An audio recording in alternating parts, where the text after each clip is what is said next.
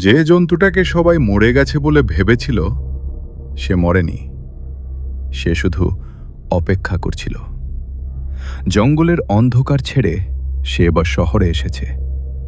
ছাদের উপর দিয়ে হাঁটে, নিঃশব্দে নামছে মানুষের ঘাড়ে। পুলিশ খুঁজছে খুনি, কিন্তু তারা জানে না এটা মানুষ নয়, এটা এক বন্দি আত্মা। আর আজ তারানাথ তান্ত্রিকের সামনে সে প্রথমবার নিজের আসল রূপ দেখাতে চলেছে। যদি ভৌতিক গল্প ভালো লাগে, যদি অন্ধকারের গল্প শুনতে ভালো লাগে, তাহলে এখনই চ্যানেলটা সাবস্ক্রাইব করো। আর গল্প শুরু হওয়ার আগে লাইক বাটনে একটা চাপ দাও, কারণ এই গল্পে পালানোর কোনো রাস্তা নেই। উত্তরবঙ্গের এক গভীর জঙ্গল ছিল। সেই জঙ্গল দিনের বেলায় সবুজ আর শান্ত। পাখির ডাক শোনা যেত, গাছের পাতার ফাঁক দিয়ে রোদ পড়ত। কিন্তু রাত নামলেই জঙ্গলটা বদলে যেত। তখন গাছগুলোকে মনে হতো অনেক বড়, ছায়াগুলো নড়াচড়া করছে বলে মনে হতো। বাতাস বইলে পাতার শব্দে বুক কেঁপে উঠত। এই জঙ্গলের কাছেই ছিল একটা ছোট্ট সরকারি ক্যাম্প। সেখানে থাকতেন বনকর্মীরা। তাদের কাজ ছিল জঙ্গল আর বন্যপ্রাণীদের দেখাশোনা করা। সেই ক্যাম্পে নতুন করে বদলি হয়ে এসেছিলেন অরিন্দম সেন। তিনি লম্বা, চুপচাপ মানুষ। খুব কম কথা বলতেন, কাজের প্রতি খুব দায়িত্ববান ছিলেন। জঙ্গলকে তিনি ভয় পেতেন না, বরং জঙ্গলকে ভালোবাসতেন। অরিন্দম ছোটবেলা থেকেই জঙ্গল পছন্দ করতেন। শহরের শব্দ তার ভালো লাগত না। এখানে এসে তিনি খুশি হয়েছিলেন। দিনের বেলা গাছ গোনা, পশুর পায়ের ছাপ দেখা, নদীর ধার ঘোরা, এসবই ছিল তার কাজ। কিন্তু একদিন সব বদলে গেল। সেই দিনটা ছিল অদ্ভুত। সকাল থেকেই আকাশ মেঘলা ছিল, রোদ উঠছিল না, পাখির ডাকও কম ছিল। জঙ্গলের ভেতর কেমন চাপা ভাব ছিল। অরিন্দম সেটা খেয়াল করেছিলেন, কিন্তু কিছু বলেননি। বিকেলের দিকে খবর এলো, জঙ্গলের ভেতরের দিকে নাকি একটা বাঘ দেখা গেছে। সাধারণ বাঘ নয়, খুব বড় আর কালো। এলাকার লোকজন ভয় পেয়ে গেছে। কেউ কেউ বলছিল বাঘটা নাকি অন্যরকম, তার চোখ নাকি মানুষের মতো। অরিন্দম এসব কথা শুনে হাসেননি। তিনি বিশ্বাস করতেন ভয় থেকেই মানুষ এমন কথা বানায়। তিনি ঠিক করলেন নিজে গিয়ে দেখবেন। সন্ধ্যার আগে তিনি জঙ্গলের দিকে রওনা দিলেন। সঙ্গে ছিল তার এক সহকর্মী। দুজনেই বন্দুক নিয়েছিলেন। আকাশ তখন ধীরে ধীরে অন্ধকার হচ্ছিল। জঙ্গলের ভেতরে ঢুকতেই শব্দ কমে গেল, যেন সবকিছু থেমে আছে। পায়ের নিচে শুকনো পাতা ভাঙার শব্দ খুব জোরে লাগছিল। হঠাৎ দু একটা গর্জন শোনা গেল, খুব গভীর, খুব ভারী।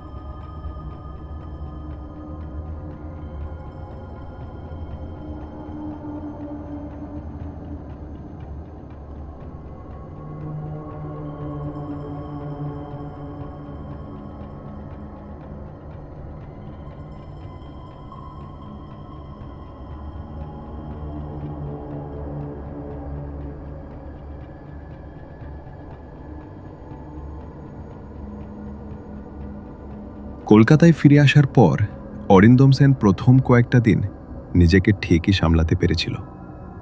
শহরের আলো, গাড়ির শব্দ, মানুষের ভিড় সব মিলিয়ে মনে হচ্ছিল জঙ্গলের দুঃস্বপ্নটা বুঝি সত্যি পিছনে পড়ে গেছে। অফিসে সে নিয়ম করে যাচ্ছিল, সহকর্মীদের সঙ্গে কথা বলছিল, কাগজে খবর পড়ছিল। বাইরে থেকে দেখলে কেউ বুঝতেই পারত না তার ভেতরে কি চলছে। কিন্তু রাত নামলেই সব বদলে যেত। রাত হলেই তার ঘরের আলোটা কেমন নিস্তেজ লাগত। জানলার বাইরে গাছের ছায়া নড়লেই মনে হতো কেউ তাকিয়ে আছে। ঘুম আসতো না। চোখ বন্ধ করলেই জঙ্গলের ছবি ভেসে উঠত। কালো চিতার চোখ, ভাঙা চোয়াল, রক্তে ভেজা দাঁত, তার গর্জন যেন ঘরের ভেতরেই প্রতিধ্বনিত হতো। এক রাতে অরিন্দম ঘুমের মধ্যে হঠাৎ উঠে বসে পড়ল। বুক ধড়ফড় করছে, ঘামছে। তার মনে হলো মেঝেতে কেউ হাঁটছে, খুব ধীরে, খুব ভারী পায়ে। সে আলো জ্বালালো, কিছু নেই। তবু বুকের ভেতর ভয়টা রয়ে গেল। এরপর একদিন অফিস থেকে ফেরার সময় সে বুঝল কেউ যেন তাকে অনুসরণ করছে। ভিড়ের মধ্যে থেকেও সে সেই উপস্থিতি টের পাচ্ছিল। সে বারবার পিছনে তাকালো, কাউকে দেখল না। তবু মনে হচ্ছিল জঙ্গলের সেই চোখ আবার শহরে ঢুকে পড়েছে। আরও কয়েকদিন পর সে লক্ষ্য করল তার শরীরেও বদল আসছে। কখনো হঠাৎ খুব রাগ হয়ে যাচ্ছে, কখনো আবার অদ্ভুত শক্তি অনুভব করছে। একদিন দরজাটা এমন জোরে বন্ধ করল যে কাঠে ফাটল ধরে গেল।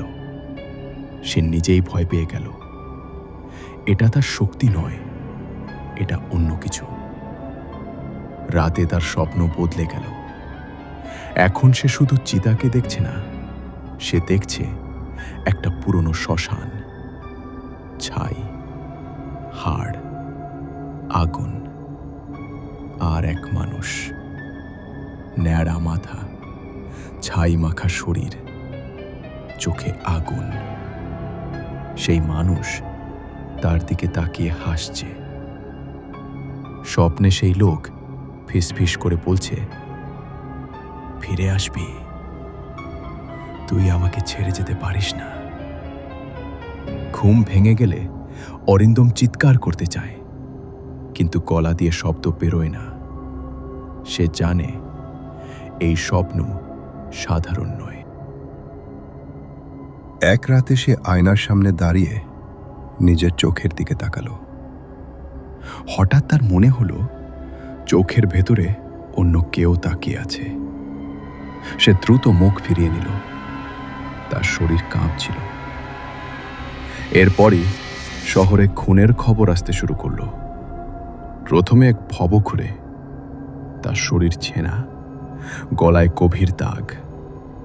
পুলিশ বলল কোনো বন্য জন্তু নয়, কিন্তু মানুষের কাজও নয়। অরিন্দম খবরটা পড়ে কাঁপল। এই দাগ সে চেনে। তারপর আরও খুন, গলির মধ্যে, পার্কের ধারে। প্রতিবারই একই রকম, গভীর নখের দাগ, রক্ত শুষে নেওয়া। অরিন্দম বুঝে গেল জঙ্গল শহরে চলে এসেছে, আর সে নিজেও নিরাপদ নয়। এক রাতে সে আর সহ্য করতে পারল না। সে ধীরে ধীরে উঠে পড়ল, জানলার কাছে গিয়ে বাইরে তাকালো। কলকাতার আলো জ্বলছে, কিন্তু সেই আলো তাকে আর নিরাপত্তা দিচ্ছে না। তার মনে পড়ল একজনের কথা, যিনি অন্ধকারের মুখোমুখি দাঁড়াতে জানেন, যিনি ভয় পান না। তারানাথ তান্ত্রিক। পরদিন সকালেই অরিন্দম সিদ্ধান্ত নিল সে আর একা লড়বে না। এই অন্ধকার একার নয়। এই অভিশাপ ভাঙতে হলে তাকে আবার সেই মানুষের কাছেই যেতে হবে যিনি অদৃশ্যের ভাষা বোঝেন। আর শহরের ভিড়ের মাঝেই কোথাও কেউ নিঃশ্বাস আটকে রেখে অপেক্ষা করছিল। অরিন্দম সেনের শরীর ধীরে ধীরে সেরে উঠছিল। ক্ষতগুলো শুকোচ্ছে, ব্যথাও একটু কমেছে, কিন্তু তার মন ঠিক হচ্ছিল না। দিনের বেলা তিনি স্বাভাবিক থাকতেন, কথা বলতেন, কাজ করতেন, কিন্তু রাত নামলেই সব বদলে যেত। রাতে ঘুমোতে গেলেই অদ্ভুত স্বপ্ন আসত। স্বপ্নে তিনি আর মানুষ থাকতেন না, তিনি দৌড়াতেন চার পায়ে, মাটি ছুঁয়ে। তিনি গাছের গন্ধ পেতেন, ভেজা পাতার গন্ধ, দূরের জলাশয়ের গন্ধ, আর তার সঙ্গে আরেকটা গন্ধ, রক্তের গন্ধ। স্বপ্নের ভেতরে তিনি কাউকে তাড়া করতেন। কাউকে ধরা মানেই বুকের ভেতর এক অদ্ভুত আনন্দ। সেই আনন্দ তাকে ভয় দেখাত। ঘুম ভেঙে গেলে তার বুক ধড়ফড় করত, গলা শুকিয়ে যেত, হাত পা কাঁপত। তিনি জল খেতেন, কিন্তু শান্তি পেতেন না। ক্যাম্পের লোকেরা ভাবত বন্ধু হারানোর শখ। সবাই তাকে বিশ্রাম নিতে বলতো, কিন্তু অরিন্দম জানতেন এটা শুধু শখ নয়। পূর্ণিমার দিন এগিয়ে এলো। সেই দিন সকাল থেকেই অরিন্দম অস্বস্তিতে ছিলেন। মাথা ঝিমঝিম করছিল, চোখ জ্বালা করছিল, খাবারে মন বসছিল না। দুপুরের পর থেকে শরীর কেমন ভারী হয়ে গেল। সূর্য ডোবার সঙ্গে সঙ্গে তার জ্বর এলো, শরীর পুড়ছিল। তিনি বিছানায় শুয়ে পড়লেন। রাত গভীর হল, আকাশে বড় গোল চাঁদ উঠল। ঠিক তখনই অরিন্দমের শরীর কেঁপে উঠল। তিনি উঠে বসতে চাইলেন, পারলেন না। বুকের ভেতর যেন কেউ চাপ দিচ্ছে, মাথার ভেতর গর্জনের মতো শব্দ। চোখে কিছুই স্পষ্ট দেখছিলেন না। তারপর অন্ধকার। সকালবেলা ক্যাম্পে হইচই পড়ে গেল। অরিন্দমকে কেউ বিছানায় পেল না। দরজা খোলা, জানলা খোলা, মাটিতে কাদা লেগে আছে, বিছানার চাদরে নখের আঁচড়। সবাই খুঁজতে বেরোল। জঙ্গলের ভেতর থেকে একটা চিৎকার ভেসে এলো। কিছু দূরে এক কাঠুরে লোকের মৃতদেহ পাওয়া গেল। শরীর ছেঁড়া, কাপড় ছিঁড়ে গেছে, চারপাশে রক্ত। লোকেরা বলল, এটা বাঘের কাজ। কিন্তু অভিজ্ঞ বনকর্মীরা চুপ করে রইল। তারা দেখেছিল নখের দাগ ঠিক বাঘের মতো নয়, দাঁতের দাগও আলাদা। অরিন্দমকে দুপুরের দিকে পাওয়া গেল। জঙ্গলের ধারে অজ্ঞান হয়ে পড়েছিলেন। শরীরে কাদা, হাতে রক্তের দাগ। তিনি জেগে উঠে কিছুই মনে করতে পারলেন না। আমি কোথায় ছিলাম? আমি কি করেছি? কেউ উত্তর দিল না। পরের দিন গ্রামে আতঙ্ক ছড়িয়ে পড়ল। লোকেরা সন্ধ্যার পর বাড়ির বাইরে বেরোতে চাইত না। বাচ্চাদের স্কুলে পাঠানো বন্ধ হয়ে গেল। পূর্ণিমা শেষ হওয়ার পর অরিন্দম আবার স্বাভাবিক হয়ে গেলেন, কিন্তু তার ভয় বেড়ে গেল। তিনি আয়নায় নিজের দিকে তাকিয়ে থাকতেন। নখ দেখতেন, দাঁত দেখতেন, নিজের চোখ দেখতেন। তিনি ভাবতেন, আমি কি ওই কাজটা করেছি? আমি কি কাউকে মেরেছি? এর উত্তর তার কাছে ছিল না। পরের পূর্ণিমায় আবার হলো। এবার দুইজন মারা গেল, একজন ছেলে, একজন পাহাড়ি মহিলা। লোকেরা এবার নিশ্চিত হলো এটা জন্তুর কাজ নয়।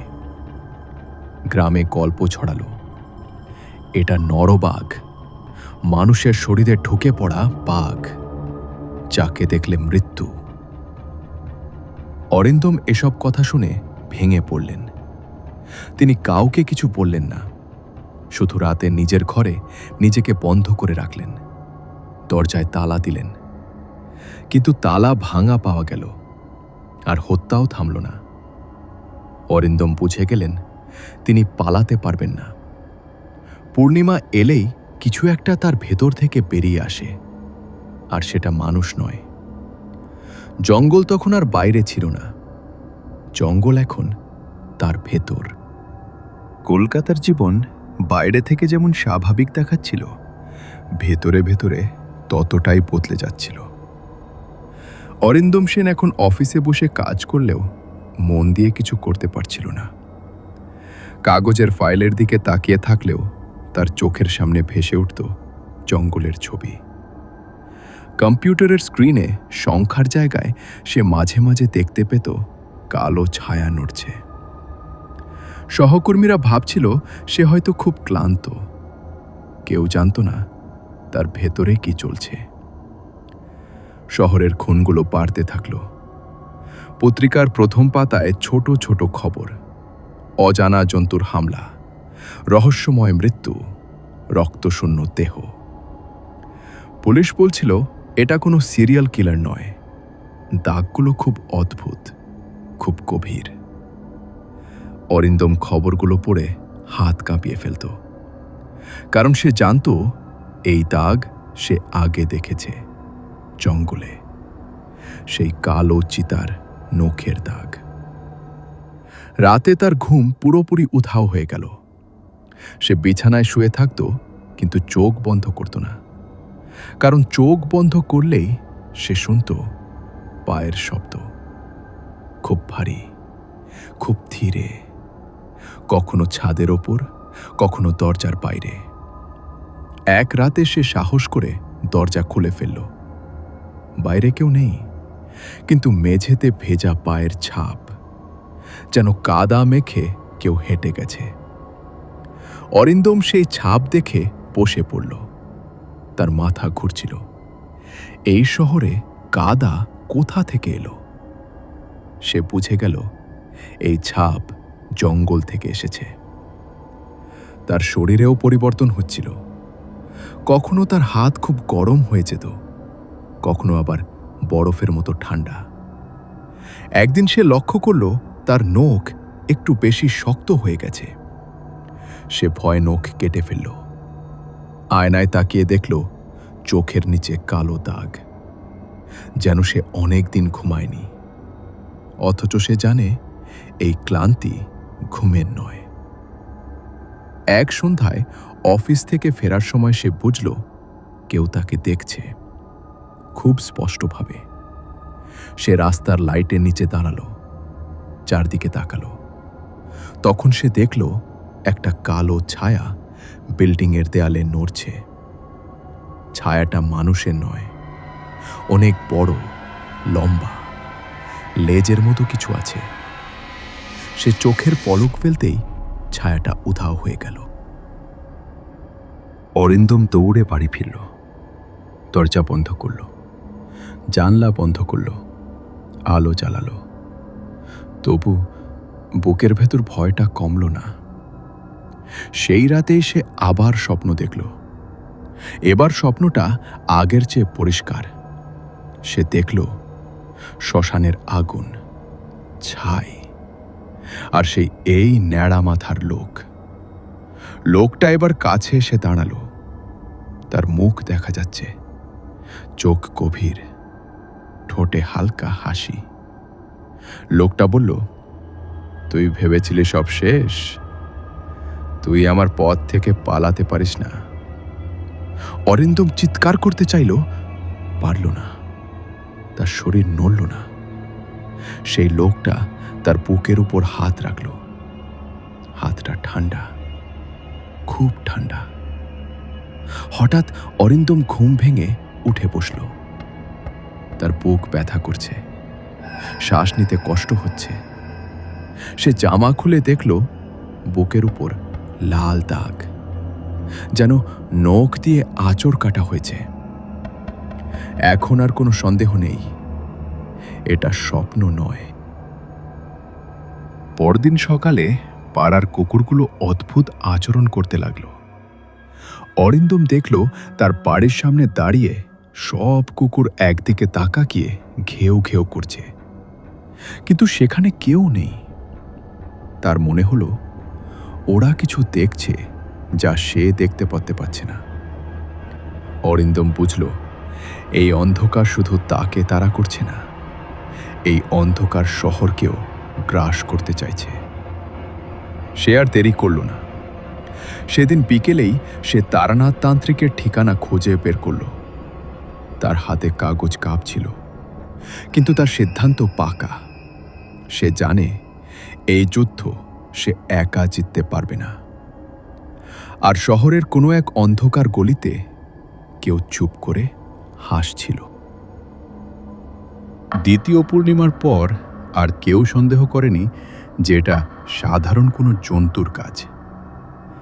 বনের মানুষজন অনেক বাঘ দেখেছে, অনেক আক্রমণ দেখেছে, কিন্তু এমন মৃত্যু তারা আগে কখনো দেখেনি।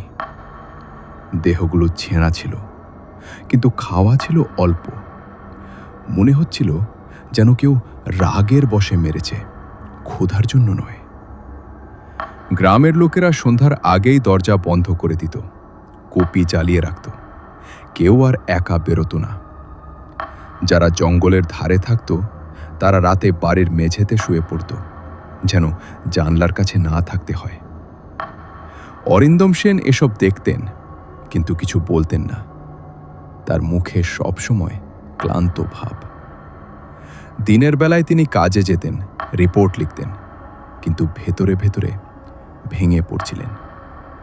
তার নিজের শরীরকেই তিনি আর বিশ্বাস করতে পারছিলেন না। পূর্ণিমার আগের দিনগুলোতে তার শরীর বদলাতে শুরু করত।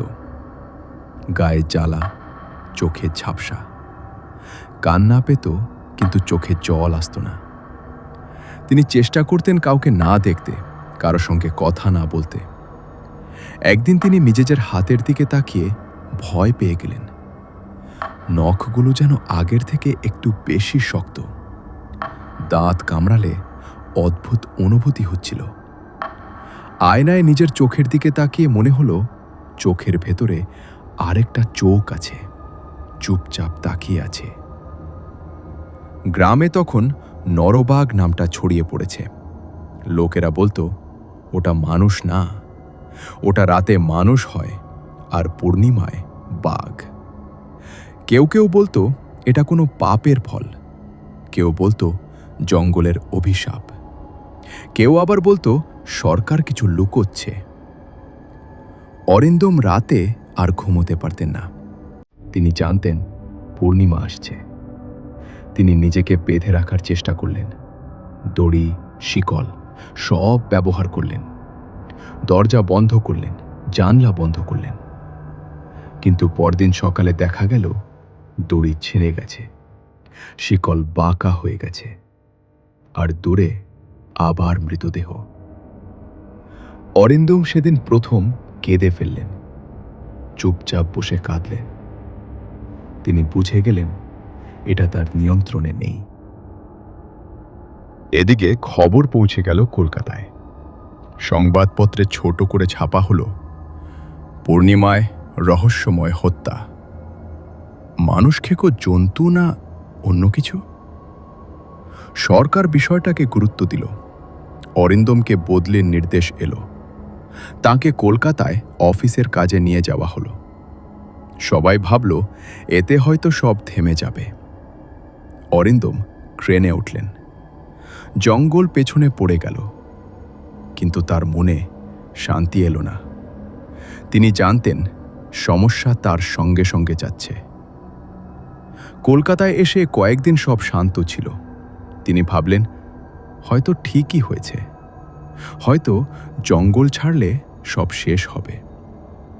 কিন্তু তৃতীয় পূর্ণিমার রাতে শহরের প্রান্তে রেল লাইনের ধারে একজন লোক মারা গেল, তারপর আরেকজন। খুনের ধরন একই, নখ, দাঁত, রক্ত। পুলিশ এবার নিশ্চিত হলো এটা কোনো সাধারণ অপরাধ নয়, আর নরবাঘ এবার শহরে এসেছে। কলকাতার রাতগুলো ধীরে ধীরে বদলে যেতে লাগলো। আগে যে শহর রাত হলে আলোয় ভরে উঠত, এখন সেই আলোয় কেমন একটা ফাঁকা ভাব চলে এসেছে। রাস্তার ল্যাম্পপোস্ট জ্বলছে ঠিকই, কিন্তু সেই আলো আর নিরাপত্তা দেয় না। অরিন্দম সেন বুঝতে পারছিল শহরের ভেতরেই জঙ্গল ঢুকে পড়েছে। শুধু গাছ আর পাতা নয়, জঙ্গলের ভয়, জঙ্গলের ক্ষুধা। খুনের সংখ্যা বাড়তে থাকল। প্রথমে একজন, তারপর দুজন, তারপর প্রায় প্রতি সপ্তাহেই কেউ না কেউ মারা যাচ্ছিল। পুলিশ চেষ্টা করছিল সবকিছুকে সাধারণ অপরাধ বলে দেখাতে।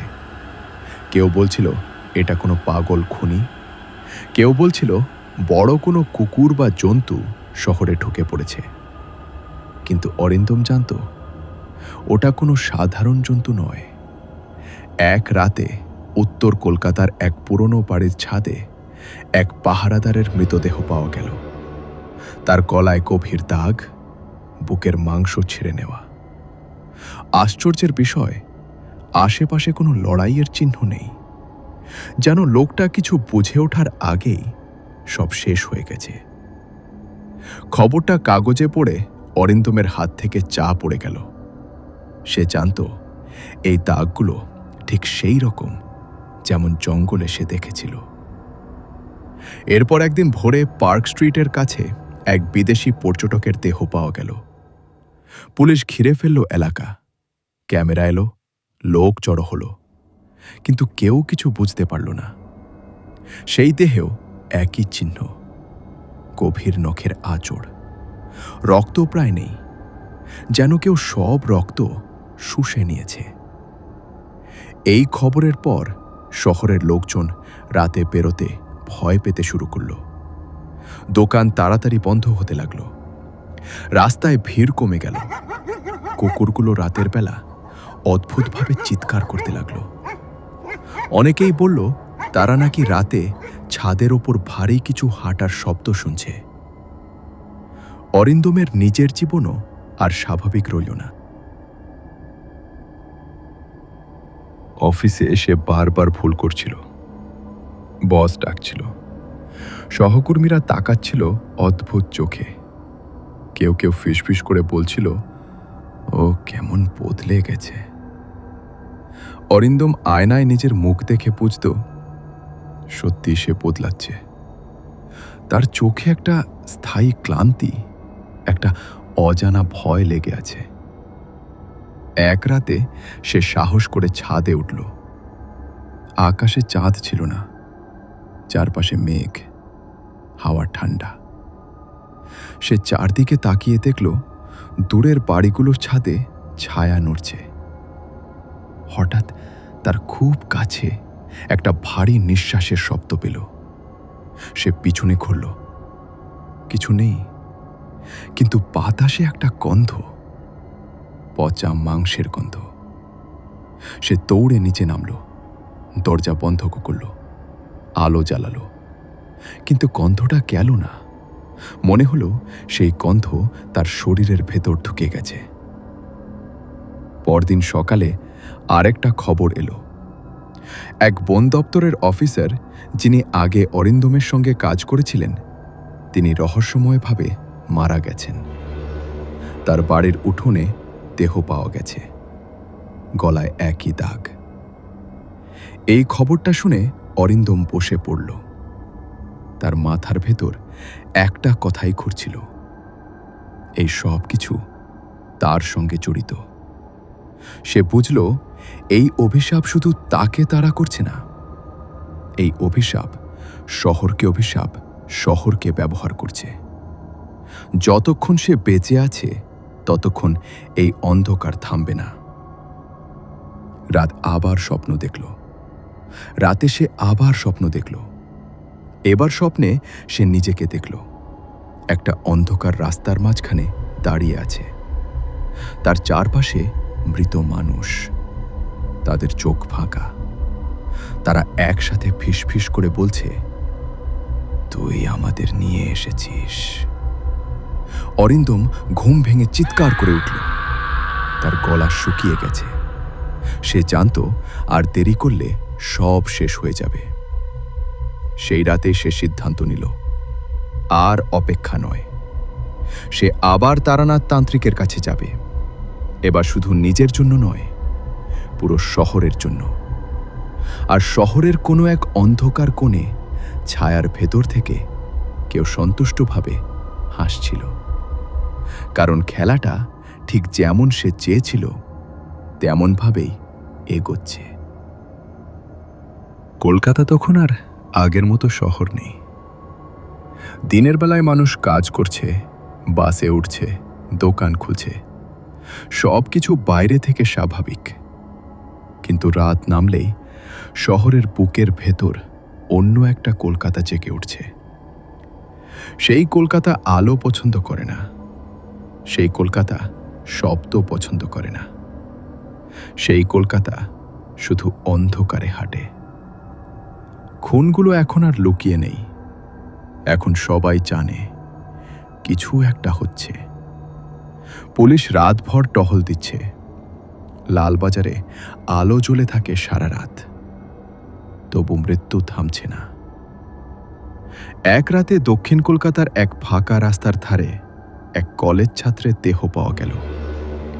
সে পড়াশোনা শেষে বাড়ি ফিরছিল, বাড়ির থেকে মাত্র 2 গলি দূরে। তার বুকটা ছিঁড়ে নেওয়া হয়েছে, গলায় গভীর দাগ। আশেপাশে কোনো চিৎকারের শব্দ কেউ শোনেনি, যেন মুহূর্তের মধ্যেই সব শেষ হয়ে গেছে। এরপর উত্তর কলকাতার এক পুরনো বাড়িতে এক বৃদ্ধা মারা গেলেন। তিনি জানলার ধারে বসেছিলেন। সকালে তার দেহ পাওয়া গেল চেয়ারের ওপর বসানো অবস্থায়, চোখ খোলা, মুখে আতঙ্ক, গলায় সেই একই দাগ। ঘরের দরজা ভাঙা নয়, জানলাও খোলা নয়। কেউ বুঝতে পারল না ও ভেতরে ঢুকল কিভাবে। এই খবরগুলো পড়ে অরিন্দমের শরীর ঠান্ডা হয়ে যাচ্ছিল। সে জানত এই কাজ কোনো মানুষের নয়, এই কাজ সেই কালো চিতার আত্মার। সেই আত্মা এখন আর শুধু জঙ্গলেই নেই, সে শহরের রাস্তা শিখে নিয়েছে, ছাদের ওপর হাঁটতে শিখে নিয়েছে, অন্ধকারে মিলিয়ে যেতে শিখে নিয়েছে। আরও ভয়ঙ্কর ঘটনা ঘটল এক রাতে। একদল বন দপ্তরের কর্মী শহরের এক গেস্ট হাউসে উঠেছিল। তারা পরদিন সকালে কাজে যাবে বলে আগের রাতে বিশ্রাম নিচ্ছিল। সকালে দেখা গেল 3 জন মারা গেছে। একজন বেঁচে আছে, কিন্তু কথা বলার শক্তি নেই, শুধু বারবার বলছে, ওটা ছাদ থেকে নামলো, চোখ আগুন। এই ঘটনার পর শহরে আতঙ্ক ছড়িয়ে পড়ল। মানুষ রাতে একা বেরোচ্ছে না, ছাদে কেউ উঠছে না, জানলা বন্ধ করে ঘুমুচ্ছে সবাই। কুকুরগুলো রাতভর চিৎকার করছে। কেউ কেউ বলছে তারা নাকি রাতের বেলা ছাদের ওপর ভারী কিছু দৌড়ানোর শব্দ শুনছে। অরিন্দমের নিজের শরীরেও পরিবর্তন বাড়ছিল। কখনো তার কান্না পাচ্ছিল, কখনো রাগ, কখনো আবার মনে হচ্ছিল সে যদি চায় তাহলে কাউকে আঘাত করতে পারবে। এই ভাবনা আসতেই সে ভয় পেয়ে যাচ্ছিল। সে বুঝতে পারছিল এই অশুভ শক্তি তার ভেতরেও কিছু রেখে গেছে। এক রাতে সে আয়নার সামনে দাঁড়িয়ে দেখল তার চোখের ভেতর কয়েক সেকেন্ডের জন্য অন্য একটা চোখ ভেসে উঠল, লাল, জ্বলন্ত। সে চিৎকার করে আয়না ভেঙে ফেলল। কাচের টুকরো মেঝেতে ছড়িয়ে পড়ল। সেই কাচে তার নিজের মুখ ভাঙা ভাঙা দেখাচ্ছিল, ঠিক যেমন চিতার ভাঙা চোয়াল। সেই রাতেই সে আবার স্বপ্ন দেখল। এবার স্বপ্নে সে আর পালাচ্ছে না। সে দাঁড়িয়ে আছে একটা উঁচু ছাদের ওপর, নিচে শহর অন্ধকারে ঢাকা, আর তার পেছনে কেউ দাঁড়িয়ে আছে, খুব বড়, খুব ভারী। সে ঘাড় ঘোরাতেই দেখে কালো চিতা, মুখ ভাঙা, চোখ আগুনের মতো। চিতা তার কানে ফিসফিস করে বলছে, তুই আমার পথ। অরিন্দম ঘুম ভেঙে উঠে বসে পড়ল। সে জানত এটা আর শুধু স্বপ্ন নয়, এটা সতর্কবার্তা। পরদিন সকালে পুলিশ এক জরুরি বৈঠক ডাকল। তারা বলল, এটা হয়তো কোনো অজানা প্রাণী, হয়তো তো শহরের বাইরে থেকে এসেছে। কিন্তু কেউই বিশ্বাস করতে পারছিল না, কারণ কোনো প্রাণী এত বুদ্ধিমান হয় না, এত পরিকল্পনা করে মারে না। অরিন্দম সেই বৈঠকের খবর পড়ে সিদ্ধান্ত নিল, আর দেরি নয়। যদি সে এখন কিছু না করে, তাহলে এই শহর ধীরে ধীরে কবর হয়ে যাবে। সে তারানাথ তান্ত্রিকের নামটা আবার মনে করল। সেই শান্ত মুখ, সেই দৃঢ় চোখ, সেই মানুষ যিনি অদৃশ্যের সঙ্গে কথা বলতে পারেন। আর ঠিক তখনই শহরের কোনো এক অন্ধকার ছাদে দাঁড়িয়ে কালো ছায়াটা সন্তুষ্ট হয়ে গর্জন করল, কারণ সে জানে ভয় ছড়ানো হয়ে গেছে। এখন শুধু অপেক্ষা। কিন্তু সে জানত না এই খেলায় আরেকজন প্রবেশ করতে চলেছে। কলকাতা শহর কখনো ঘুমায় না। রাত হলেও কোথাও না কোথাও আলো জ্বলে, রাস্তায় গাড়ি চলে, মানুষ হাঁটে। তাই শুরুতে কেউ বিশ্বাসই করতে চায়নি যে শহরের ভেতরেও এমন ভয়ঙ্কর কিছু হতে পারে। প্রথম লাশটা পাওয়া গেল রেল লাইনের ধারে। একজন ভব করে, শরীর ছেঁড়া, গলায় গভীর ক্ষত। পুলিশ প্রথমে ভেবেছিল কুকুর বা কোনো জন্তুর কাজ, কিন্তু অভিজ্ঞ অফিসাররা চুপ করে রইল, কারণ তারা দেখেছিল এই ক্ষতগুলো অদ্ভুত। দুদিন পর আরেকটা লাশ, এইবার একটা গুদামের পেছনে। পাহারাদার ছিল, শক্ত সমর্থ লোক, তবু সে বাঁচতে পারেনি। শরীরে আঁচড়, দেওয়ালে রক্ত ছিটকে আছে। পুলিশ এবার সিরিয়াস হলো। খবর ছড়িয়ে পড়ল। লোকজন রাতে বেরোতে ভয় পেতে লাগলো। বস্তির মানুষ দল বেঁধে ঘুমোতে লাগলো। কেউ কেউ বলল জন্তু এসেছে, কেউ বলল কোনো পাগল খুনি। অরিন্দম সেন খবরগুলো পড়ে কাঁপতে লাগলেন। তিনি বুঝে গেলেন এটা তার পিছু ছাড়ছে না। তিনি অফিসে বসে থাকতেন, কিন্তু মন থাকত না। পূর্ণিমার তারিখ দেখলেই বুক ধড়ফড় করত। একদিন অফিসে বসে তিনি নিজের হাতের দিকে তাকিয়ে দেখলেন নখে কাদা লেগে আছে, অথচ তিনি কোথাও যাননি। তার মাথা ঝিমঝিম করতে লাগলো। তিনি নিজেকে বোঝাতে চাইলেন এটা কাকতালীয়, আমি এমন কিছু করিনি। কিন্তু মন বিশ্বাস করছিল না। পুলিশ তদন্তে নামে। দায়িত্ব পান ইন্সপেক্টর অনিরুদ্ধ রায়। তিনি শান্ত মানুষ, বেশি কথা বলেন না, কাজের মধ্যে থাকেন। লাশগুলো দেখে তার একটা কথাই মাথায় ঘুরছিল, এটা মানুষের কাজ নয়। সাক্ষীদের জেরা করা হলো। কেউ বলল রাতে একটা বড় ছায়া দৌড়ে গেল, কেউ বলল গর্জনের মতো শব্দ শুনেছে, কেউ আবার বলল লোকটা হঠাৎ 4 পায়ে দৌড়াতে শুরু করেছিল। এই কথাগুলো কাগজে লেখা যায় না, কিন্তু অনিরুদ্ধ রায় শুনলেন। একদিন তিনি অরিন্দমের নাম দেখলেন ফাইলে। উত্তরবঙ্গে বদলি, বাঘ আক্রমণের রিপোর্ট, সহকর্মীর মৃত্যু, তারপর বদলি, তারপর শহরে খুন। সব মিলছে। অনিরুদ্ধ অরিন্দমকে ডাকলেন। অরিন্দম অফিসে ঢুকেই বুঝে গেলেন এবার আর লুকোনো যাবে না। ইন্সপেক্টর শান্তভাবে কথা বললেন, প্রশ্ন করলেন, কোথাও চিৎকার নেই? অরিন্দম প্রথমে কিছুই বললেন না, তারপর হঠাৎ ভেঙে পড়লেন। বললেন, স্যার, আমি কিছু মনে করতে পারি না। অনিরুদ্ধ রায় বুঝলেন এই লোকটা খুনি নয়, এই লোকটা ভয় পেয়েছে, কিন্তু প্রমাণ নেই। পুলিশ কিছু করতে পারছে না। ঠিক তখনই অনিরুদ্ধ রায় এক বৃদ্ধ পুলিশ অফিসারের কথা মনে করলেন। তিনি বলতেন, সব রহস্য পুলিশের নয়, কিছু রহস্য অন্য জায়গায় নিয়ে যেতে হয়। সেই নামটা মাথায় এলো, তারানাথ তান্ত্রিক। ইন্সপেক্টর অনিরুদ্ধ রায় অনেক কিছু দেখেছেন, চুরি, খুন, দাঙ্গা, সবই তার কাছে নতুন নয়, কিন্তু এই ঘটনাগুলো তাকে অস্বস্তিতে ফেলেছিল, কারণ এখানে যুক্তি কাজ করছিল না। কাগজে যা লেখা হচ্ছে মাঠে তা মিলছে না, আর যেটা মিলছে সেটা বলা যায় না। রাতে বাড়ি ফিরে তিনি ঘুমোতে পারতেন না। চোখ বন্ধ করলেই সেই ক্ষতবিক্ষত দেহগুলো ভেসে উঠত। নখের আঁচড়, দেয়ালে রক্তের ছিটে, আর সেই অদ্ভুত সাক্ষ্য চার পায়ে দৌড়াচ্ছিল। একদিন গভীর রাতে তিনি সিদ্ধান্ত নিলেন, পুলিশের খাতায় যা লেখা যায় না তা হয়তো অন্য কেউ বুঝতে পারবেন। পরদিন সকালে তিনি কলকাতার এক পুরনো পাড়ায় গেলেন। গলির ভেতর দিয়ে হেঁটে একটা পুরনো বাড়ির সামনে দাঁড়ালেন।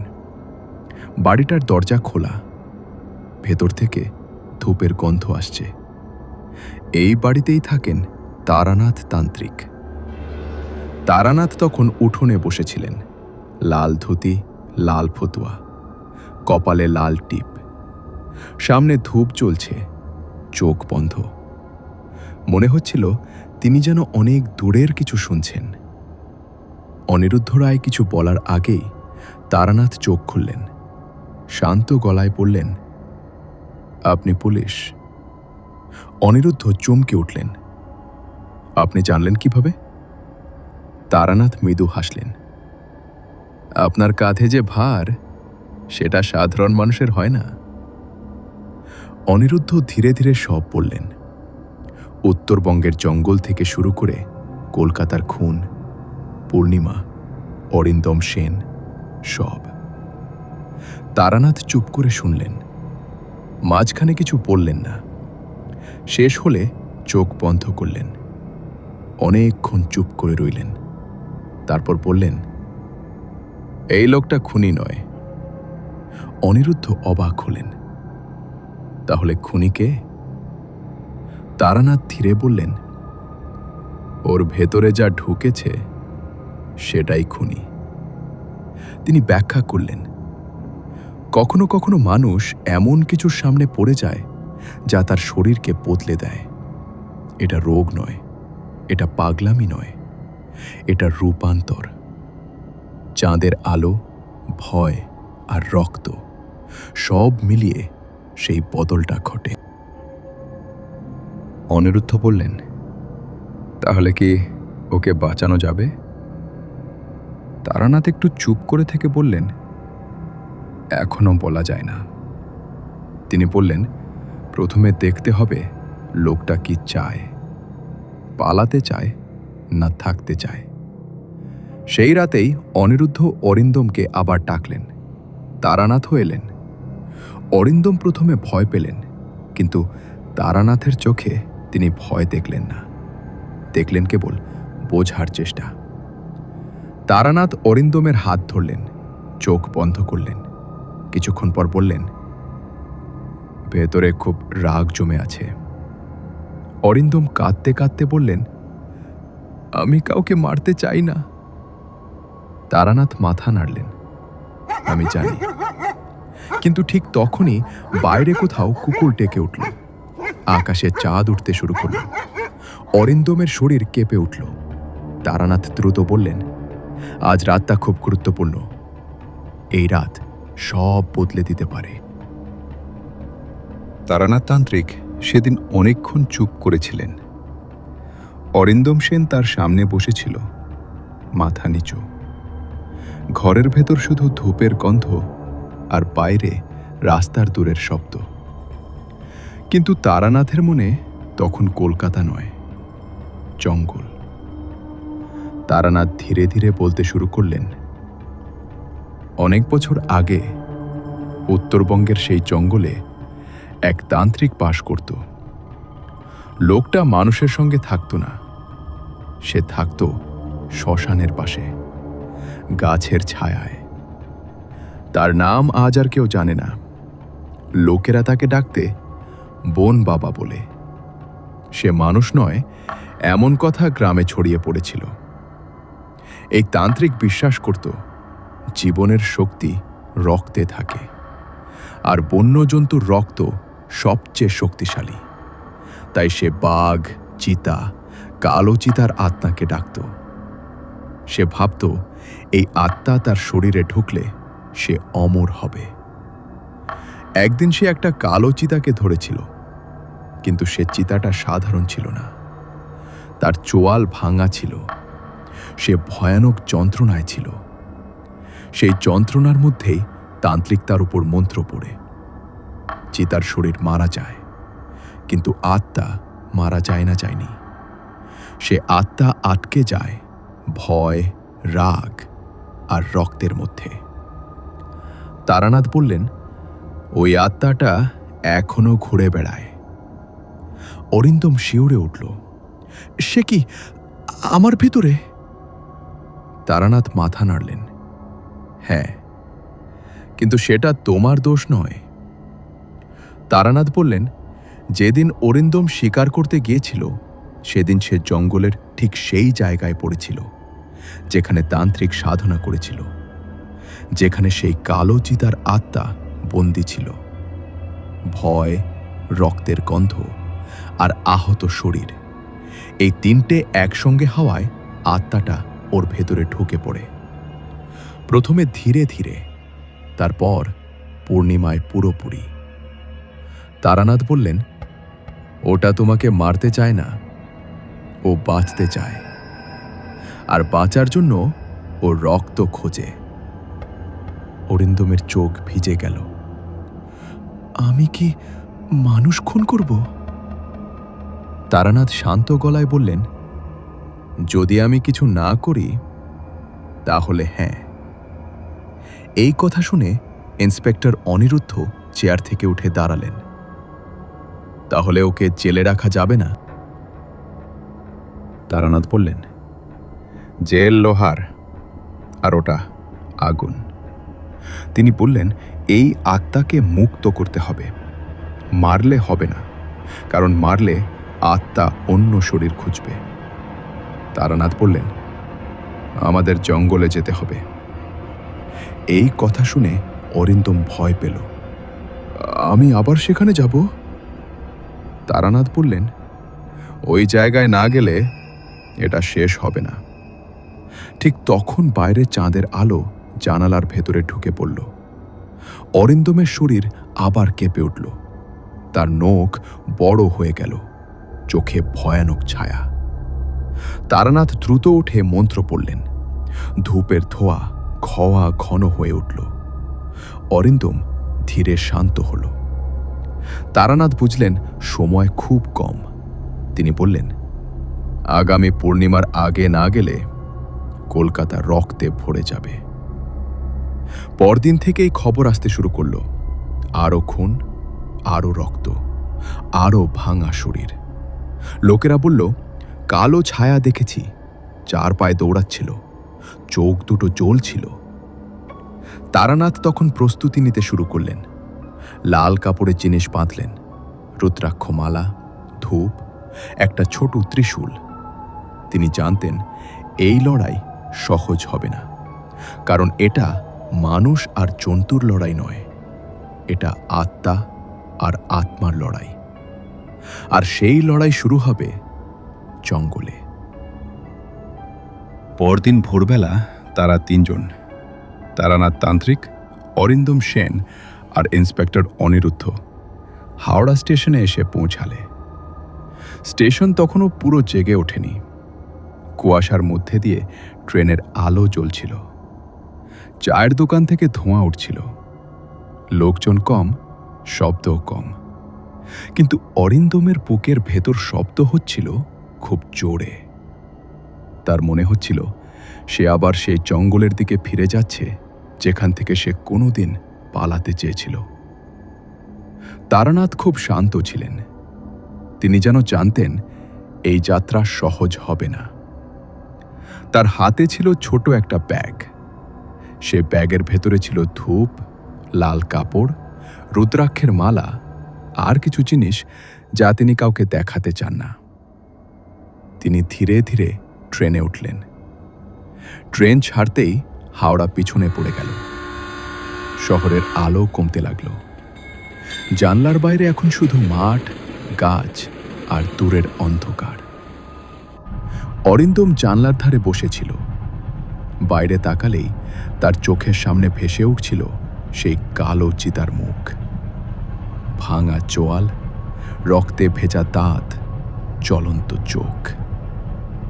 সে চোখ বন্ধ করল, কিন্তু চোখ বন্ধ করলেই ভয় আরও বাড়ছিল।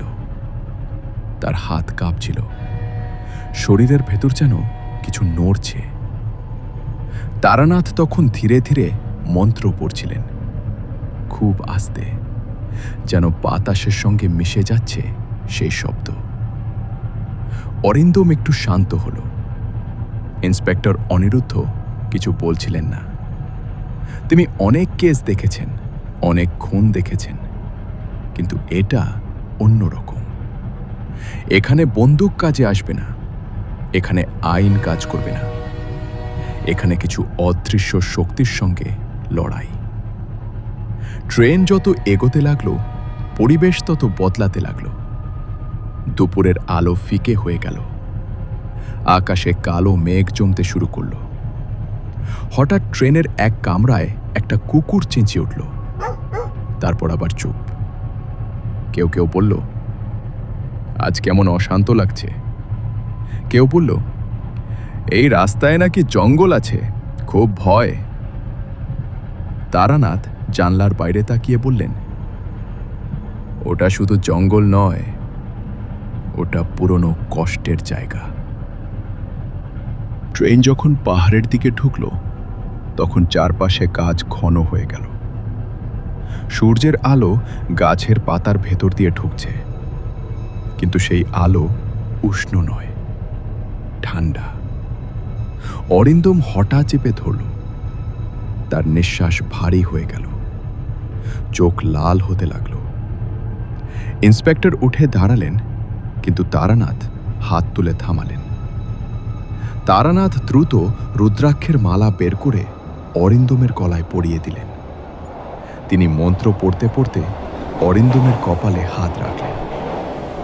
অরিন্দম চিৎকার করল না, কিন্তু তার শরীর শক্ত হয়ে গেল। কয়েক মিনিট পর সে ধীরে ধীরে শান্ত হল, তার চোখ দিয়ে জল বেরোল। ও জেগে উঠছে, তারানাথ বললেন। জঙ্গল কাছে চলে এসেছে। ট্রেন একটা ছোট স্টেশনে থামল। নামটা খুব কম লোক জানে। চারদিকে জঙ্গল, পুরনো প্ল্যাটফর্ম, ভাঙা বেঞ্চ। এখান থেকেই গাড়ি করে ভেতরের গ্রামে যেতে হবে।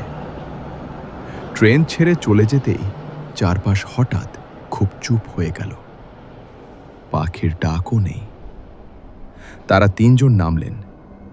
বাতাসে কেমন একটা কাঁচা গন্ধ, মাটি ভেজা। দূরে পাহাড়ের গায়ে ছায়া নড়ছে। অরিন্দম মনে মনে বুঝল, ও ফিরে এসেছে, আর এবার পালানোর রাস্তা নেই। তারানাথ মাটিতে একটু ধূপ জ্বালালেন, চোখ বন্ধ করে মাথা নুইয়ে বললেন, মা, শক্তি দিও। এই জায়গায় অনেক রক্ত পড়েছে।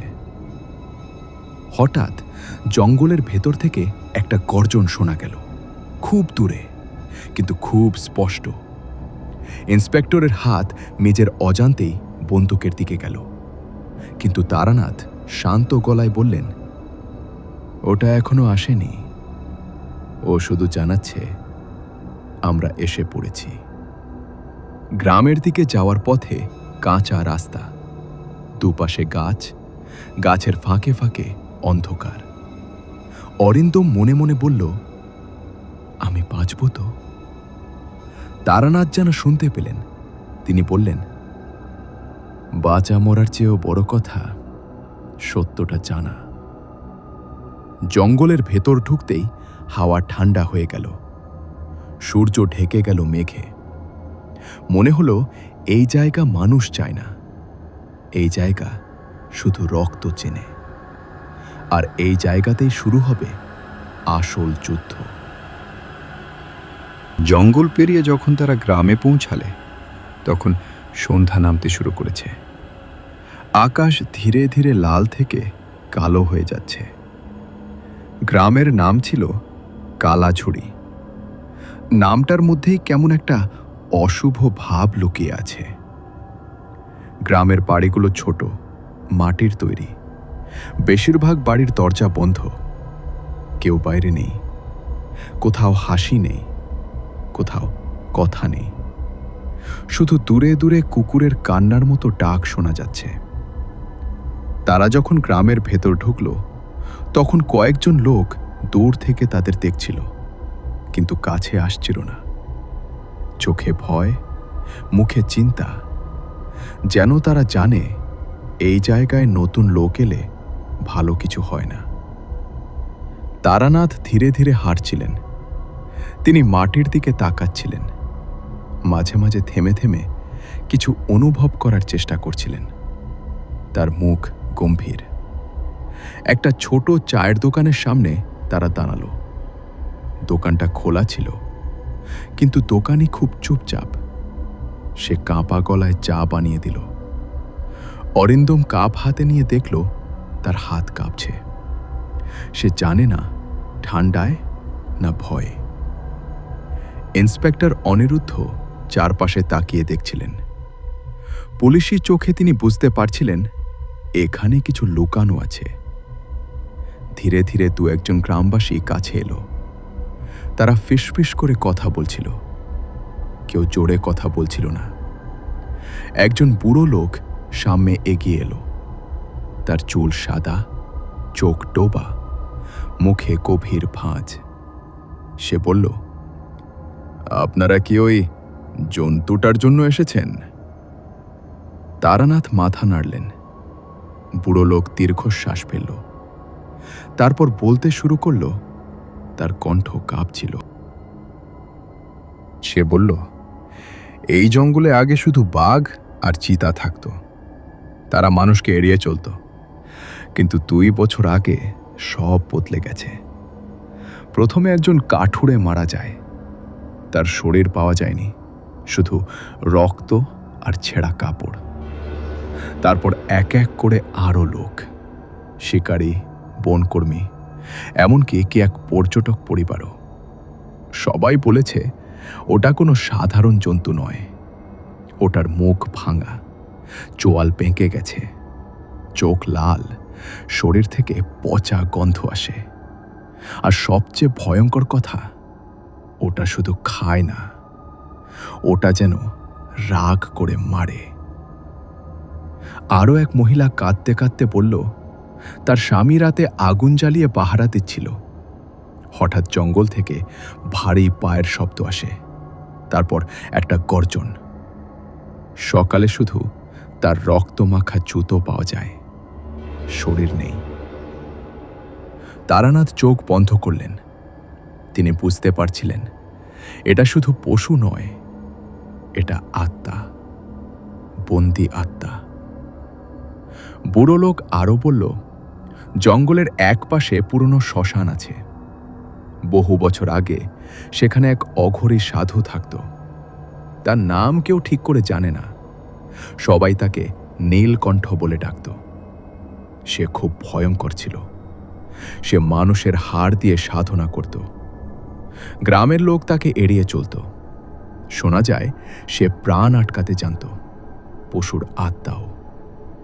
একদিন সে হঠাৎ উধাও হয়ে যায়, কিন্তু তারপর থেকেই জঙ্গলে অশান্তি।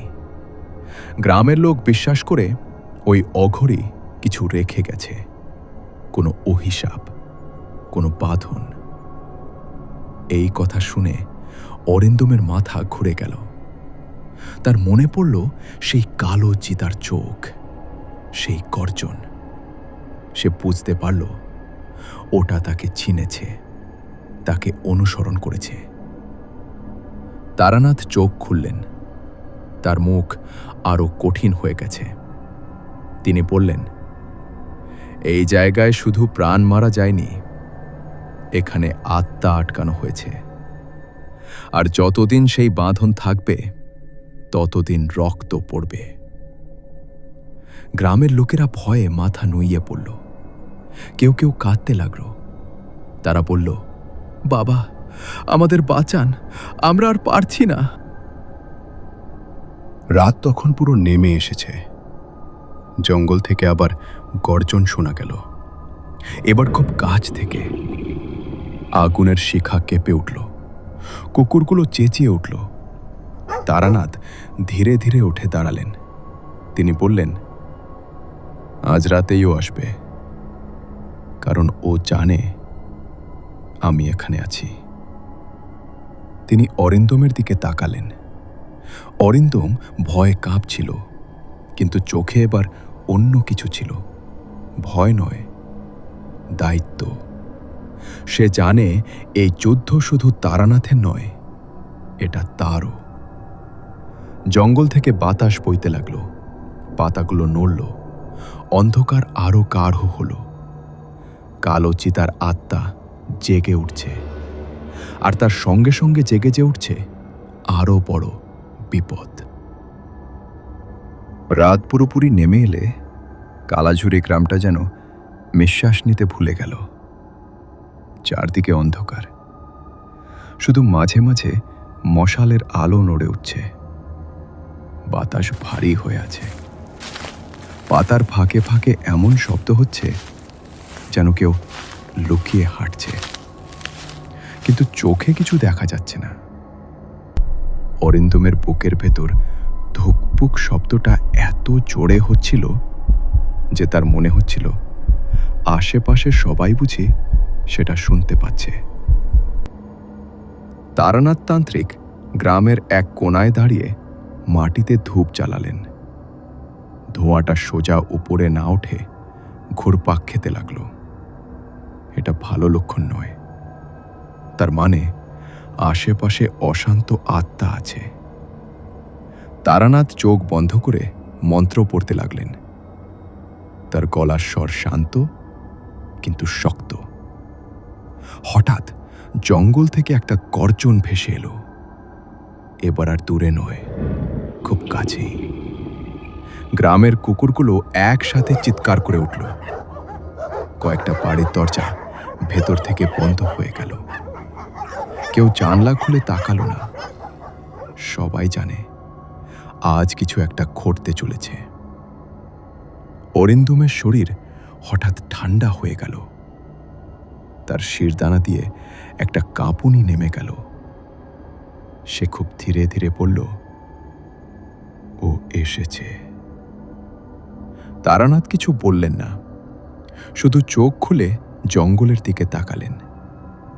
তারপরই ঝোপঝাড় ভেঙে বেরিয়ে এলো একটা বিশাল ছায়া।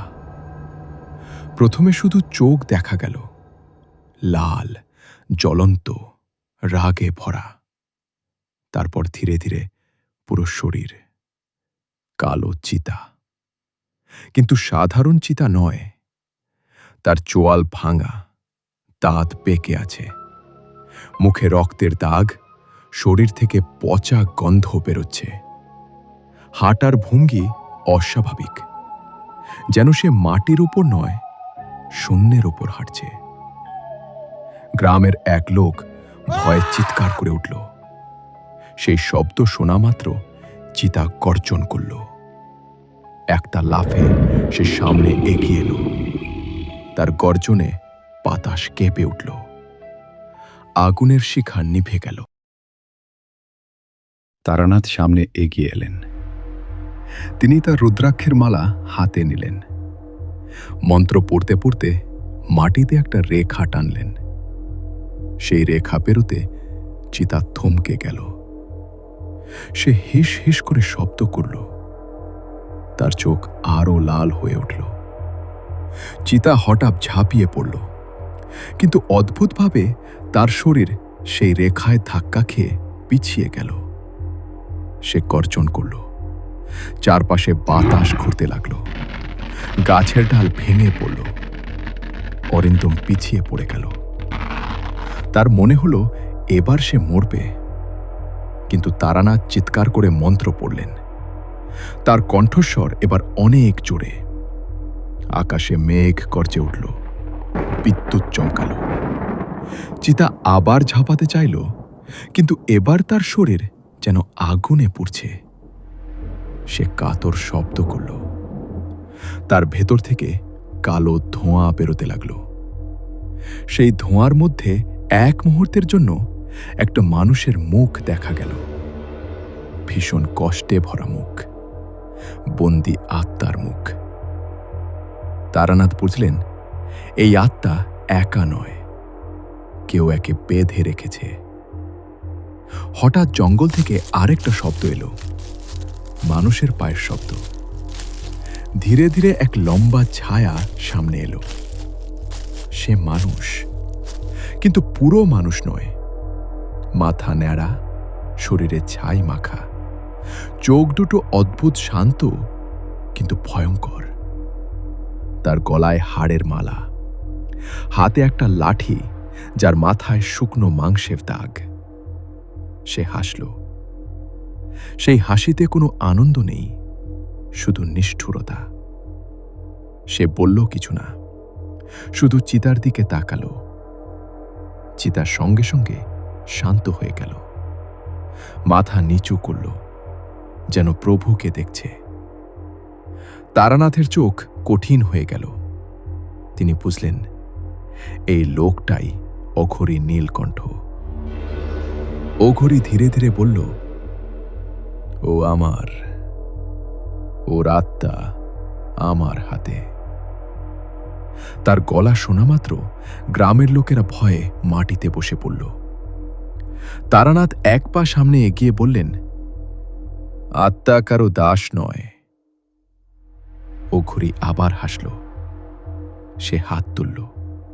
সঙ্গে সঙ্গে চিতা আবার গর্জে উঠল। সে এবার গ্রামের দিকে তাকালো। তার চোখে ক্ষুধা।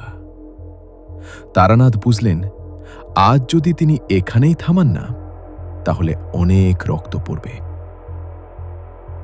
তিনি মাটিতে বসে পড়লেন, চোখ বন্ধ করে গভীর মন্ত্র পড়তে লাগলেন। তার চারপাশে বাতাস ঘুরতে লাগল, ধূপের ধোঁয়া আগুনের মতো চলতে লাগল।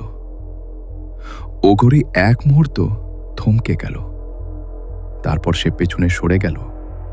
সে জানে এই যুদ্ধ আজ শেষ হবে না। চিতা এক শেষ গর্জন করে জঙ্গলের ভেতর মিলিয়ে গেল। অঘরীও অন্ধকারে হারিয়ে গেল। নীরবতা নেমে এলো। কেউ কথা বলল না, শুধু দূরে পাতা নড়ার শব্দ। তারানাথ ধীরে ধীরে চোখ খুললেন। তিনি ক্লান্ত, কিন্তু তার চোখে ভয় নেই। তিনি বললেন, এটা শুরু মাত্র, আসল যুদ্ধ এখনো বাকি। অরিন্দম বুঝল এই জঙ্গল ছাড়বে না সেই অভিশাপ, যতক্ষণ না সব সত্য সামনে আসে। আর সেই সত্য খুব ভয়ঙ্কর। রাত তখন আরো ঘন হয়ে এসেছে। কালাঝুরি গ্রামের চারপাশে যেন অন্ধকার জমে পাথরের মতো শক্ত হয়ে গেছে।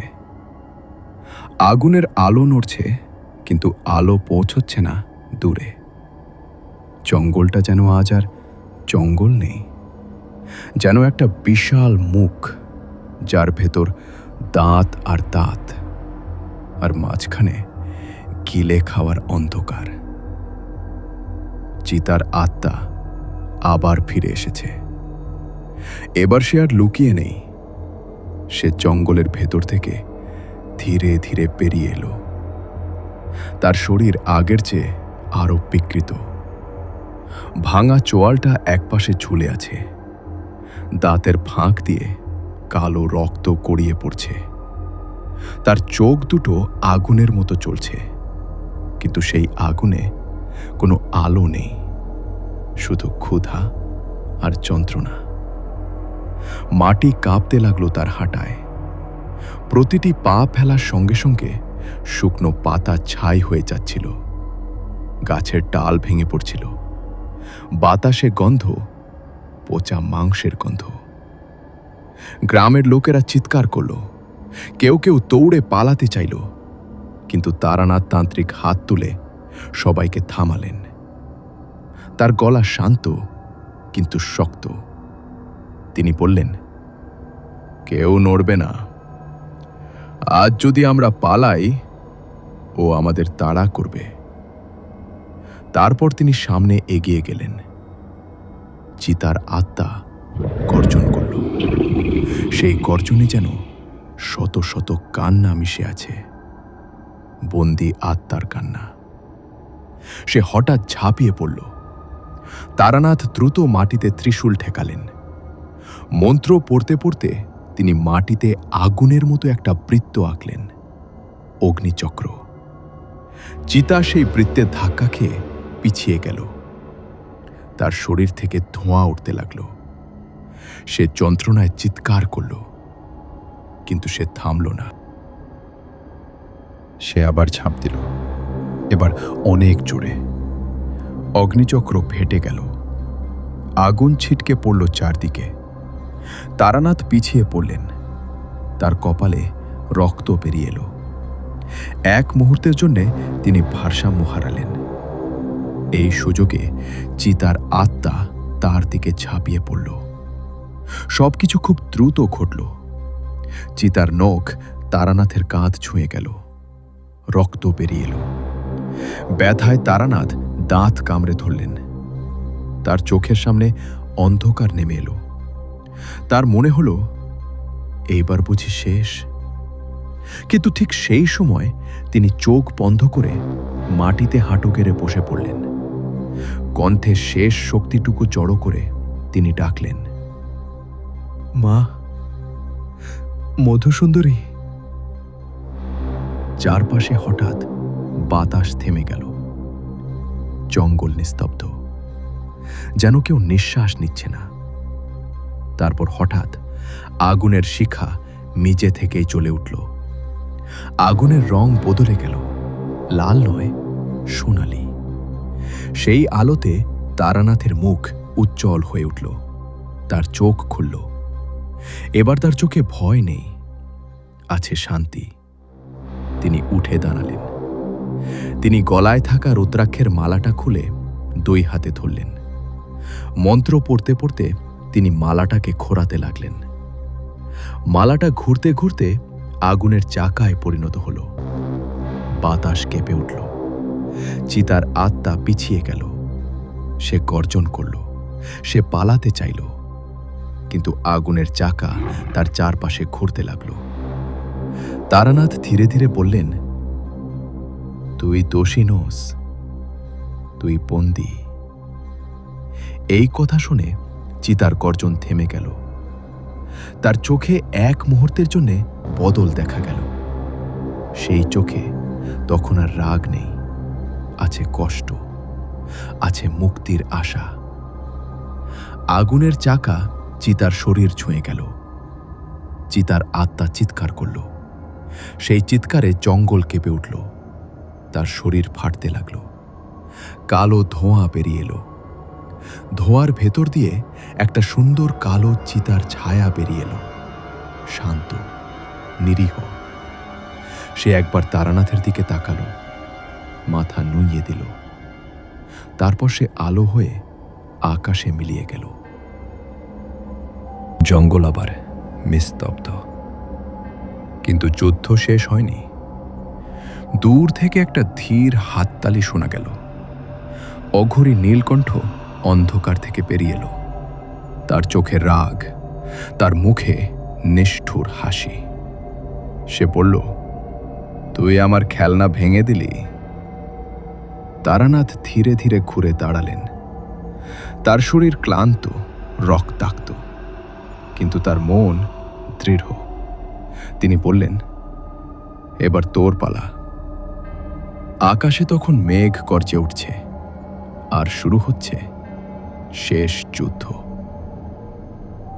চিতার আত্মা মুক্ত হয়ে আকাশে মিলিয়ে যাওয়ার পর জঙ্গলটা কয়েক মুহূর্তের জন্য শান্ত হয়ে গিয়েছিল। কিন্তু সেই শান্তি ছিল ভাঙা কাচের মতো, যে কোনো সময় চুরমার হয়ে যেতে পারে। আগুনের আলোয় দেখা গেল অঘোরী নীলকণ্ঠ ধীরে ধীরে সামনে এগিয়ে আসছে। তার পা মাটিতে পড়ছে না, যেন সে হাওয়ার উপর দিয়ে হাঁটছে। তার শরীর ছাইয়ে ঢাকা, চোখ দুটো গভীর গর্তের মতো, ভেতরে ভেতরে চলছে এক রাশ রাগ। তারানাথ তান্ত্রিক তখন ক্লান্ত, কাঁধে গভীর ক্ষত, শরীর থেকে রক্ত ঝরছে। তবু তিনি সোজা হয়ে দাঁড়ালেন। তার চোখে কোনো ভয় নেই, শুধু দৃঢ়তা। অঘরী থেমে দাঁড়িয়ে কর্কশ হেসে উঠল। সেই হাসিতে আনন্দ নেই, শুধু পাগলামি। সে ধীরে ধীরে বলল, তুই জানিস না তুই কি করেছিস? ও আত্মা ছিল আমার শক্তি, ওকে দিয়ে আমি অমর হতে চলেছিলাম। তারানাথ শান্ত গলায় বললেন, অমরত্ব রক্তে আসে না, ওটা শুধু আরো অভিশাপ ডেকে আনে। ও ঘড়ির মুখ বিকৃত হয়ে গেল। সে হঠাৎ হাত তুলল, চারপাশের মাটি ফেটে গেল। শ্মশানের দিক থেকে হাড়, খুলি, পচা কাঠ উড়ে এসে তার চারপাশে ঘুরতে লাগল। বাতাসে ভেসে এলো মৃতদের কান্না। গ্রামের লোকেরা দূরে দাঁড়িয়ে কাঁপতে লাগল। ও ঘড়ি পড়ল, আমি নীলকণ্ঠ, আমি মৃত্যু ভয় পাই না, আমি মৃত্যুকে ব্যবহার করি। এই বলে সে মাটিতে পা ঠুকল। হঠাৎ মাটির নিচ থেকে কালো ধোঁয়া উঠল। সেই ধোঁয়া তারানাথকে ঘিরে ধরল। তারানাথের নিঃশ্বাস ভারী হয়ে গেল। চোখে অন্ধকার নামতে লাগল। তার মনে পড়ল, তিনি অনেক যুদ্ধ জিতেছেন, কিন্তু এই শত্রু আলাদা। এই শত্রু মানুষ ছিল, তাই আরও বিপজ্জনক। অঘরী এগিয়ে এসে তারানাথের গলা চেপে ধরল। তার হাত বরফের মতো ঠান্ডা, শক্ত। তারানাথের পায়ের নিচের মাটি সরে যেতে লাগল। তিনি বুঝলেন, আর একটু হলেই সব শেষ। ঠিক সেই মুহূর্তে তার কানে ভেসে এলো এক মৃদু স্বর, খুব পরিচিত, খুব স্নিগ্ধ। ভয় পাস না। তারানাথ চোখ বন্ধ করে শেষ শক্তিটুকু জড়ো করলেন। তিনি ফিসফিস করে বললেন, মা, আমি ক্লান্ত, কিন্তু ছাড়ব না। হঠাৎ তার শরীরের চারপাশে এক অদ্ভুত আলো ছড়িয়ে পড়ল। সেই আলো আগুন নয়, ধোঁয়া নয়, শান্ত আলো। অঘোরের হাত কেঁপে উঠল। সে পিছিয়ে গেল। তার মুখে প্রথমবার ভয় দেখা দিল। তারানাথ ধীরে ধীরে উঠে দাঁড়ালেন। তিনি মাটিতে ত্রিশূল ঠেকালেন। মন্ত্র পড়তে পড়তে মাটিতে একটি নতুন চিহ্ন আঁকলেন। এই চিহ্ন আগের মতো নয়, এটা গভীর, পুরনো, শক্তিশালী। অঘরী চিৎকার করে উঠল।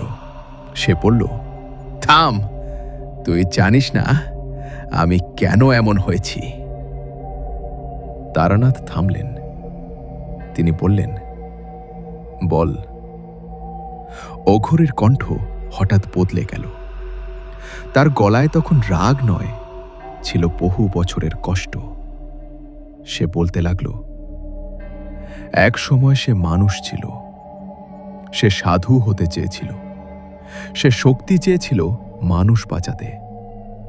কিন্তু একদিন গ্রামবাসীরা তাকে অপমান করেছিল, তাকে মারধর করেছিল, তার সব বিশ্বাস ভেঙে দিয়েছিল। তখনই সে ভুল পথে গিয়েছিল। সে শক্তি পেয়েছিল, কিন্তু তার মূল্য ছিল ভয়ঙ্কর। সে কাঁপতে কাঁপতে বলল, আমি আর ফিরতে পারিনি। তারানাথ চোখ বন্ধ করলেন। তিনি বললেন, ভুলের পথ থেকে ফেরা যায়, কিন্তু অন্যের রক্তের দামে নয়। অঘরী হঠাৎ আবার হিংস্র হয়ে উঠল। সে চিৎকার করে ঝাঁপিয়ে পড়ল। কিন্তু এবার তারানাথ প্রস্তুত ছিলেন। তিনি ত্রিশূল তুলে ধরলেন। মন্ত্র পড়তে পড়তে ত্রিশূল থেকে আগুন বেরিয়ে এলো। সেই আগুন অঘোরের শরীর জড়িয়ে ধরল। অঘোরে চিৎকার করল, তার শরীর ফাটতে লাগলো, ছাই ঝরতে লাগলো। সে আর্তনাদ করে বলল, আমায় ছেড়ে দে। তারানাথ বললেন, মুক্তি পেতে হলে সব ছাড়তে হয়। এই কথা বলেই তিনি শেষ মন্ত্রটি পড়লেন। একটা তীব্র আলো ছড়িয়ে পড়ল। চোখ ধাঁধিয়ে গেল সবার। আলো কমতেই দেখা গেল অঘোরী নীলকণ্ঠ মাটিতে পড়ে আছে, নিথর। তার শরীর ধীরে ধীরে ছাই হয়ে যাচ্ছে, বাতাসে উড়ে যাচ্ছে সেই ছাই। জঙ্গল শান্ত হয়ে গেল, পাখির ডাক শোনা গেল বহুদিন পর। তারানাথ হাঁটু গেড়ে বসলেন। তিনি খুব ক্লান্ত, কিন্তু তার মুখে শান্তি।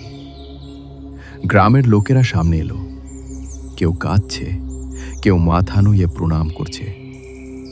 অভিশাপ শেষ হয়েছে, মৃত্যুর চক্র ভেঙেছে। কিন্তু এই জঙ্গলের মাটি আজও মনে রাখবে, এক রাতে এখানে অন্ধকার হেরেছিল। ভোরের আলো যখন ধীরে ধীরে কালাঝুরি গ্রামের উপর পড়ল, তখন মনে হলো যেন রাতের দুঃস্বপ্নটা সত্যিই শেষ হয়েছে। জঙ্গলের পাতার ফাঁক দিয়ে সূর্যের আলো ঢুকছে, পাখিরা ডাকছে, বাতাসে আর পচা গন্ধ নেই। আগের রাতে যেখানে গর্জন, আগুন আর কান্না ছিল, সেখানে এখন শুধু শিশির ভেজা মাটি আর শান্ত নিঃশ্বাস। গ্রামের মানুষ একে একে ঘর থেকে বেরিয়ে এলো। তারা চারপাশে তাকিয়ে বুঝতে চেষ্টা করল, সব ঠিক আছে তো? কেউ মারা যাচ্ছে না, কেউ চিৎকার করছে না, কেউ দৌড়াচ্ছে না। এই নীরবতা অনেক দিনের পর এসেছে। তারানাথ তান্ত্রিক তখন গ্রামের মাঝখানে বসেছিলেন। তার শরীর ক্লান্ত, কাঁধে ব্যথা, চোখের নিচে ছায়া, কিন্তু তার মুখে গভীর শান্তি। তিনি জানতেন এই যুদ্ধ সহজ ছিল না। এই জঙ্গল অনেক রক্ত দেখেছে, কিন্তু আজ সে আর রক্ত চাইছে না। অরিন্দম সেন তার পাশে এসে দাঁড়ালো। সে অনেকক্ষণ চুপ করে রইল, তারপর ধীরে ধীরে বলল, আমি কি আবার মানুষ? তারানাথ তার দিকে তাকালেন, মৃদু হাসলেন, বললেন, তুই সব সময় মানুষ ছিলি। তোর ভেতরে যা ঢুকেছিল সেটা চলে গেছে। এই কথা শুনে অরিন্দমের চোখ ভিজে গেল। সে মাথা নুয়ে মাটিতে হাত ছুঁয়ে প্রণাম করল। বহুদিন পর তার বুক হালকা লাগছে। আর কোনো গর্জন নেই, আর কোনো রক্তের গন্ধ নেই। গ্রামের বুড়ো লোকটা সামনে এলো, তার চোখে জল। সে বলল, বাবা, আপনি আমাদের বাঁচালেন। এই জঙ্গল আবার আমাদের হলো। তারানাথ কিছু বললেন না। তিনি জানেন সব জঙ্গল পুরোপুরি কারো হয় না, কিন্তু আজ অন্তত অভিশাপ নেই। ইন্সপেক্টর অনিরুদ্ধ রায় ধীরে ধীরে এগিয়ে এলেন। তিনি অনেক কিছু লিখেছেন ডায়েরিতে, কিন্তু এই রাতের সব কথা সেখানে লেখা যাবে না। তিনি শুধু বললেন, আপনি না এলে অনেক মানুষ মরত। তারানাথ শান্ত গলায় বললেন, কিছু লড়াই পুলিশের নয়, আবার কিছু লড়াই তান্ত্রিকেরও নয়। সব লড়াই মানুষের ভেতরেই হয়। দুপুরের দিকে তারানাথ জঙ্গলের ধারে গিয়ে শেষ কাজটা করলেন। যেখানে অঘোরী নীলকণ্ঠ ছাই হয়ে মিলিয়ে গিয়েছিল, সেখানে তিনি ধূপ জ্বালালেন, মন্ত্র পড়লেন, যেন ওই জায়গায় আর কোনো আত্মা আটকে না থাকে। তারপর তারা রওনা দিল কলকাতার দিকে। ট্রেন চলতে শুরু করল। জানলার বাইরে জঙ্গল পিছিয়ে যেতে লাগল। অরিন্দম জানলার দিকে তাকিয়েছিল। এবার আর চোখে ভয় নেই, শুধু ক্লান্তি আর কৃতজ্ঞতা। তারানাথ চোখ বন্ধ করে বসেছিলেন। মনে হচ্ছিল তিনি ঘুমোচ্ছেন, কিন্তু তিনি ঘুমোচ্ছেন না। তিনি শুনছেন দূরের কোথাও কোনো ডাক আছে কিনা। কলকাতায় পৌঁছে তারা আলাদা হয়ে গেল। অরিন্দম নতুন করে জীবন শুরু করবে, ইন্সপেক্টর আবার তার কেসে ফিরবে, আর তারানাথ, তিনি আবার তার পুরনো বাড়িতে ফিরে যাবেন, ধূপ জ্বালাবেন, অপেক্ষা করবেন। কারণ তিনি জানেন অন্ধকার কখনো পুরোপুরি শেষ হয় না, শুধু চুপ করে থাকে। কয়েক রাত পর পূর্ণিমার আলোতে তারানাথ ছাদে দাঁড়িয়েছিলেন। হঠাৎ দূরে কোথাও একটা গর্জনের মতো শব্দ শোনা গেল, খুব ক্ষীণ, খুব দূর। তিনি চোখ বন্ধ করলেন, মৃদু করে বললেন, আমি আছি। আর কলকাতার আলোয় আবার রাত নামল। শেষ।